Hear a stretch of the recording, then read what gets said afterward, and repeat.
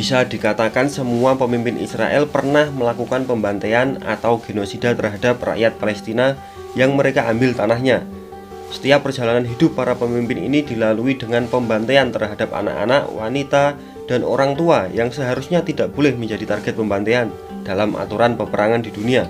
Bahkan rumah ibadah, rumah sakit juga tidak luput dari kebrutalan mereka. Dalam video ini kami akan menceritakan kisah salah seorang Perdana Menteri Israel yang di tangannya berlumur darah rakyat Palestina.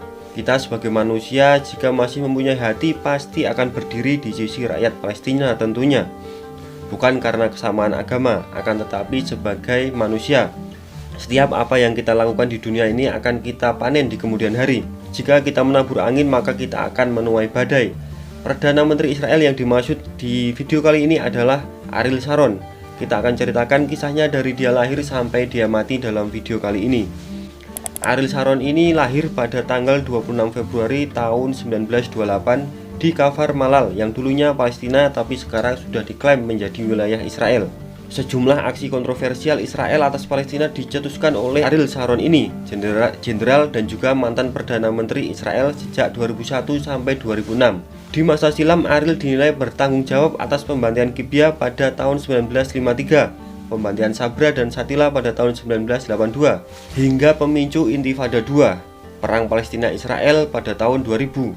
Ratusan warga Palestina meregang nyawa di bawah komando tangan dingin Ariel Sharon ini. Sebagai seorang politikus senior dan jenderal militer Israel, Ariel Sharon menyaksikan lahirnya negara Israel dan perjuangan menaklukkan kawasan Palestina. Ia lahir dengan nama Ariel Seinerman dari keluarga Yonus pada 26 Februari tahun 1928 di Kafar Malal, wilayah mandat Britania atas Palestina. Berangkat dari mimpinya pada kedaulatan Yahudi di negara Israel, Ariel Sharon bergabung dengan kelompok mafia Haganah untuk meneror warga Palestina. Berkat latihan di sindikat militer, ia sudah terampil mengangkat senjata sejak usia muda. Hal itulah yang mengantarkannya menjadi komandan infanteri Israel di usia 20 tahun dalam perang memperjuangkan deklarasi kemerdekaan Israel pada tahun 1948 sampai 1949. Pada tahun 1953, Ariel Sharon mengajukan usul untuk mendirikan unit Komando 101. Idenya ini disetujui oleh pemimpin militer kala itu. Ariel Sharon sendiri yang ditugaskan memimpin unit 101 untuk melakukan operasi tingkat tinggi, termasuk bertanggung jawab dalam pembantaian Gibeah pada tahun 1953. Pembantaian Gibeah dilakukan untuk mengusir orang-orang Palestina di Gibeah, sebuah desa di West Bank dengan jumlah penduduk sekitar 2.000 orang di perbatasan Yordania. Operasi ini dilakukan dengan pemusnahan 40 rumah penduduk, pembunuhan 96 warga sipil yang sebagian besar dari mereka adalah perempuan dan anak-anak. Sejak pukul 4 pagi, 600 tentara Israel di bawah pimpinan Ariel Sharon memasuki desa Gibeah dan dengan tangan dingin membantai penduduk-penduduknya. Senjata yang digunakan unit 101 ini adalah senapan otomatis, granat, bom bakar, dan meledakkan rumah warga dengan seluruh penghuninya. Toko-toko dijarah dan waduk Gibeah juga dihancurkan. Selepas pembantaian Gibeah, Ariel Sharon menyatakan, "Saya harus menimbulkan sebanyak mungkin korban jiwa dari warga Palestina," kata Ariel Sharon, sebagaimana dikutip dari buku Israel Border Wars pada tahun 1949 sampai 1956. Karena dikenal sebagai tentara pemberani dan memiliki taktik jenius, karir militer Ariel Sharon terus melonjak. Laporan dari BBC juga menuliskan Ariel Sharon memimpin pasukan terjun payung pada Perang Suez di tahun 1956. Beberapa tahun berikutnya ia juga mengomandoi sebuah divisi di pertempuran Sinai. Tentaranya berperan penting dalam kemenangan Israel atas Mesir pada tahun 1967. Selepas Perang Arab-Israel pada tahun 1948, hubungan antara Israel dan negara-negara jirannya tidak kunjung membaik. Pada tahun 1956, Israel kemudian menyerang Mesir, sebab negara tetangga tersebut menutup selat Tiran bagi industri pelayaran Israel sejak tahun 1950.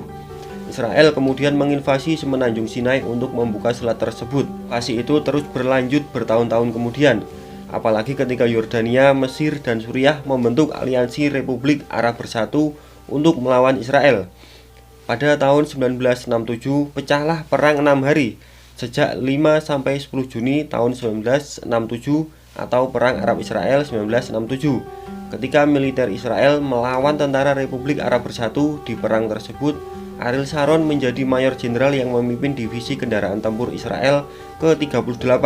Ariel Sharon memerankan posisi penting dalam memenangkan perang Arab Israel ini yang berhasil merebut semenanjung Sinai, dataran tinggi Golan, jalur Gaza, tepi barat, termasuk Yerusalem Timur.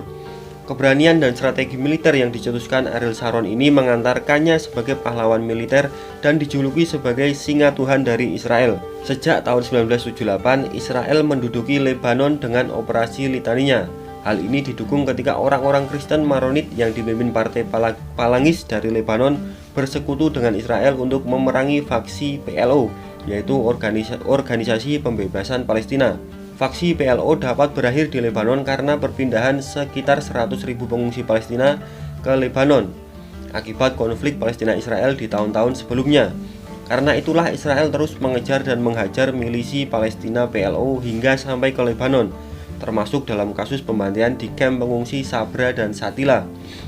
Pada tahun 1982, berdasarkan investigasi Komisi Penyelidik Israel, Ariel Sharon bertanggung jawab secara langsung atas pembantaian Sabra dan Shatila di Beirut Barat, Lebanon, sebagaimana laporan majalah Time pada 21 Februari 1983. Pembantaian Sabra dan Shatila ini menewaskan sekitar 20.000 orang yang membuat Ariel Sharon memperoleh julukan sebagai tukang jagal dari Beirut. Pada tahun 2000, Ariel Sharon mengunjungi situs suci Yahudi yaitu Temple Mount yang berada dalam kompleks Masjid Al-Aqsa. Kunjungan Ariel Sharon ini dikawal ratusan polisi Israel, sebagaimana dilansir oleh BBC. Kedatangan Ariel Sharon itu dianggap sebagai upaya pencaplokan penuh kawasan Temple Mount sebagai wilayah Zionis. Akhirnya kunjungan tersebut memicu ledakan Intifada II, perang antara Palestina Israel yang menewaskan sekitar 4.219 warga Palestina dan 1.024 warga Israel. Setahun berikutnya pada Februari 2001, Sharon menang telak sebagai Perdana Menteri Israel. Ia berjanji untuk mewujudkan keamanan Israel secara penuh, sambil menegaskan bahwa ia tidak akan terikat dengan negosiasi sebelumnya dengan Palestina. Selama menjabat sebagai Perdana Menteri Israel, ia membuat keputusan kontroversial untuk membangun tembok pemisah kawasan West Bank antara Palestina dan Israel. Tapi demikian, ia terus menarik warga Israel dari jalur Gaza dan 4 pemukiman di tepi barat utara, di tengah meningkatnya perbedaan pendapat dalam partai Likud, yaitu partai politik Ariel Sharon. Karena penarikan dari jalur Gaza, Sharon kemudian meninggalkan partai pada November 2005. Bulan berikutnya, Ariel Sharon terkena stroke dan lepas jabatan dari Perdana Menteri. Ia digantikan wakil Perdana Menteri saat itu yaitu Ehud Olmert. Kian hari sakit Ariel Sharon kian parah dan tak menunjukkan tanda-tanda kesembuhan. Ia pun dirawat selama 2 hari dan dijadwalkan akan menjalani operasi pada jantungnya pada tanggal 5 Januari tahun 2006. Namun sehari sebelum jadwal operasinya, tepat pada tanggal 4 Januari tahun 2006, ia kembali masuk ke rumah sakit. Rupanya dia kembali mengalami stroke dan kali ini tampaknya agak parah. Bersamaan dengan serangan stroke itu, Sharon mengalami pendarahan otak. Sharon menjalani operasi selama 7 jam untuk menghentikan pendarahan itu dan membuang darah yang mengumpul di otaknya. Namun operasi tersebut ternyata memberikan efek koma bagi Sharon hingga beberapa tahun ke depan. Dokter yang merawat Ariel Sharon pun hanya bisa menyatakan bahwa Sharon masih bertahan hidup, namun ia dalam kondisi koma. Tercatat selama 8 tahun, Ariel Sharon mengalami koma permanen dan hanya bisa terbaring di rumah sakit pusat medis Sheba Tel Aviv yang juga dekat dengan peternakannya miliknya. Dengan kondisi yang tersiksa, 8 tahun kemudian Sharon mati tepat pada tanggal 11 Januari tahun 2014 pada usia 85 tahun. Dan saat ini Israel dipimpin oleh Perdana Menteri yang juga sangat kejam, yaitu Benjamin Netanyahu. Apakah Benjamin Netanyahu juga akan berakhir dengan nasib sama seperti Ariel Sharon ini pada akhir hayatnya nanti? Wallahu alam. Semoga Palestina segera diberikan kemenangan oleh Allah Subhanahu wa taala. Kita sebagai saudara sesama muslim tentunya merasa sangat sedih melihat saudara kita di Palestina saat ini. Jangan lupa selalu panjatkan doa terbaik untuk mereka. Sekian video kali ini, saya mewakili seluruh tim Gardu 21 mengucapkan terima kasih dan sampai jumpa di video selanjutnya.